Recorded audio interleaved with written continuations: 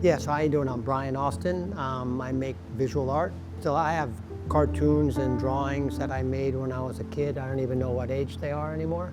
And actually I went to school for painting, so I have a BFA in painting and also a master's degree in art therapy. So there's always been like an art and psychology component to everything I do. Making art for me comes from kind of this internal place that I'm always looking.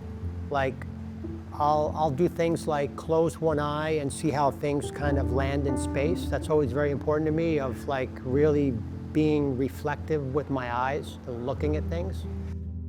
I'm always reflecting back on this statement that a teacher made to me, which kind of rubbed me the wrong way. He said I was spending too much time with my eyes and too much time looking at things, and my art was too much about having to look at it.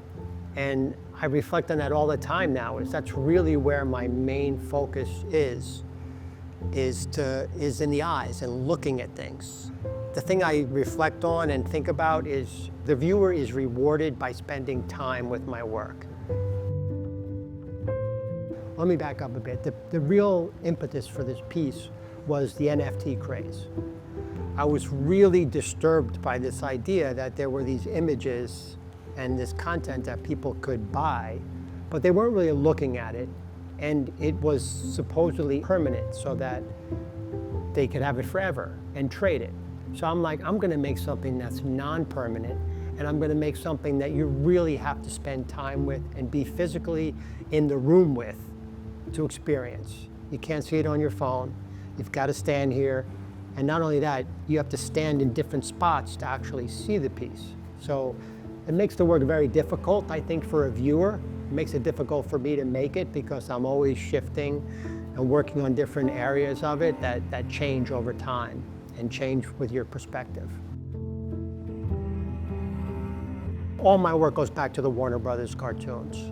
Of sitting there watching, I don't know if you know what an in-between is in animation.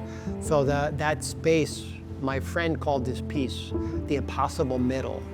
So I'm kind of holding the viewer in this space where it's between the beginning and the end of something.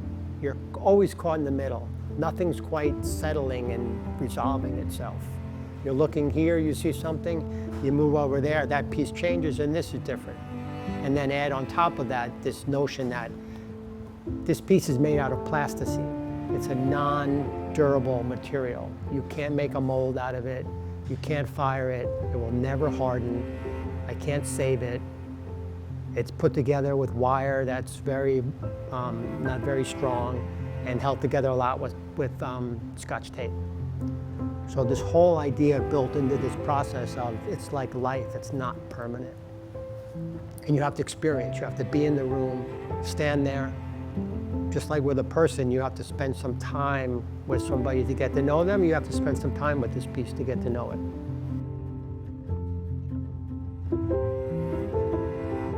My plan for this piece was I was going to photograph it, and that would be the only evidence of its existing. And then as I was reflecting on what I'm going to do with this work, am I just gonna cut it down and throw it in the garbage? I was like, no, let me turn it into a painting, like a 3D painting, at least for a next step, that may be able to be transported somewhere and shown. Like this piece I can't really transport. I mean, I could make a complicated diagram of where all these pieces go, but it'd be really hard to reassemble or reconstruct it. But one of the things that I find very frustrating with current art is, why are people making it? I really put like a really hard standard on myself that if this work isn't new form, why am I spending my time as an artist? Like, I need art, but does art need me? You know, I need to make some effort to make something that hasn't been done before.